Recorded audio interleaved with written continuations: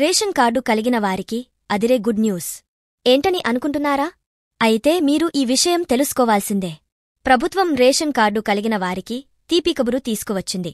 దీనివల్ల చాలా మందికి ఊరట లభిస్తుందని అనుకోవచ్చు. ప్రజా పంపిణీ వ్యవస్థ ప్రక్షాళనకు రాష్ట్ర ప్రభుత్వం దృష్టి సారించింది. అవసరం ఉన్నచోట రేషన్ దుకాణాల సంఖ్య పెంచాలని సంకల్పించింది.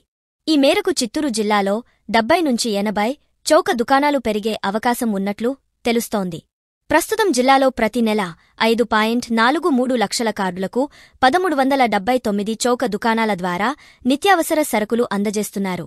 ఈ తరుణంలో ఎన్డీయూ వాహనాల వ్యవస్థకు స్వస్తి పలికి డీలర్ల వ్యవస్థను బలోపేతం చేయాలని ప్రభుత్వం యోచిస్తోంది. రేషన్ కార్డుల ప్రాతిపదికన చౌక దుకాణాలను ఏర్పాటు చేయనున్నారు.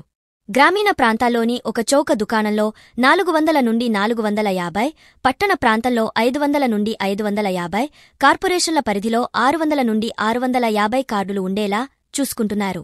ఇక ప్రతి గ్రామ పంచాయతీలో కనీసం 400 కార్డులు ఉండేలా చర్యలు తీసుకోనున్నారు. ఈ దిశగా చౌక దుకాణాల హేతుబద్ధీకరణకు కసరత్తు చేపట్టనున్నారు. అంటే దుకాణాల సంఖ్య పెరగనుంది. జిల్లాలో 800 కార్డులు కన్నా ఎక్కువగా ఉన్న రేషన్ దుకాణాలు 60 నుండి 75 ఉన్నట్లు సమాచారం. అంటే ఈ ఏరియాల్లో చౌక దుకాణాల సంఖ్య పెరగనుంది. వీటి పరిధిలో సరుకుల పంపిణీలో జాప్యమవుతుండటంతో కొత్త దుకాణాలు ఏర్పాటు చేయనున్నారు. ఏపీ ప్రభుత్వం నుంచి సమగ్ర మార్గదర్శకాలు రాగానే హేతుబద్ధీకరణ ఉంటుందని జిల్లా పౌరసరఫరాల శాఖ అధికారులు పేర్కొన్నారు. అంటే త్వరలోనే రేషన్ సరుకులు రద్దీ లేకుండా పొందొచ్చు.